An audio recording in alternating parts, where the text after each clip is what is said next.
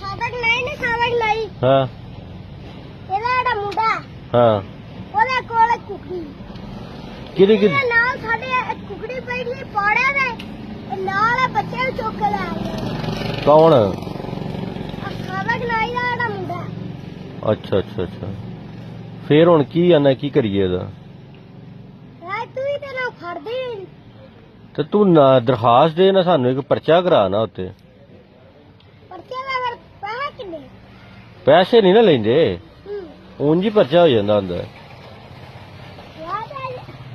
ਕਈ ਵਾਰ ਇੱਥੇ ਜਿਹੜਾ ਇੱਥੇ ਆ ਚੌਂਕੀ ਜਿਹੜਾ ਵੱਡਾ ਅਫਸਰ ਆਹੋ ਉਹ ਇੱਕ ਅਫਸਰ ਬਦਲ ਗਿਆ ਆਹੋ ਉਹ ਤਾਂ ਮੇਰਾ ਯਾਰ ਸੀ ਅੱਛਾ ਯਾਰ ਸੀ ਨਾ ਹਾਂ ਉਹ ਫੜਨ ਆਇਆ ਹੈ ਸ਼ਾਨ ਅੱਛਾ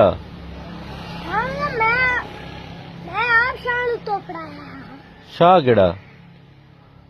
ਆਏ ਤਾਂ ਨਹੀਂ ਆ ਜਿਹੜੀ ਸ਼ਾਨੀ ਹੈ ਆਹੋ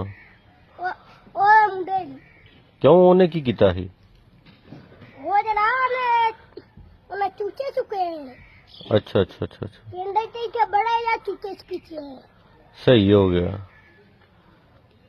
ਨਹੀਂ ਤੇ ਕਿਤੇ ਉਧਰ ਪਾਣੀ ਭਰਨ ਆਏ ਨੂੰ ਤੁਸੀਂ ਹਾਂ ਤੇ ਉਦੋਂ ਤੁਹਾਨੂੰ ਮੈਂ ਦੱਸ ਦੇਣਾ ਸਹੀ ਹੋ ਗਿਆ ਚਲੋ ਠੀਕ ਹੈ ਤੂੰ ਅੱਜ ਆ ਨਾ ਚੌਰੀ ਇੱਥੇ ਫਿਰ ਦਰਖਾਸਤ ਦੇ ਦੇ ਨਾ ਇੱਕ ਤੇ ਅਸੀਂ ਕਰ ਲੈਨੇ ਆ ਫਿਰ ਇਹਦਾ ਹਾਂ, ਠੀਕ ਹੋ ਗਿਆ ਆ ਤਾਂ ਜੱਫੀ ਹੈ ਨਾ ਆਹੋ ਤੇ ਠੀਕ ਹੈ ਤੂੰ ਆ ਜਾ ਇਹ ਪਰਚਾ ਕੱਟ ਦਿੰਨੇ ਹੁਣੀ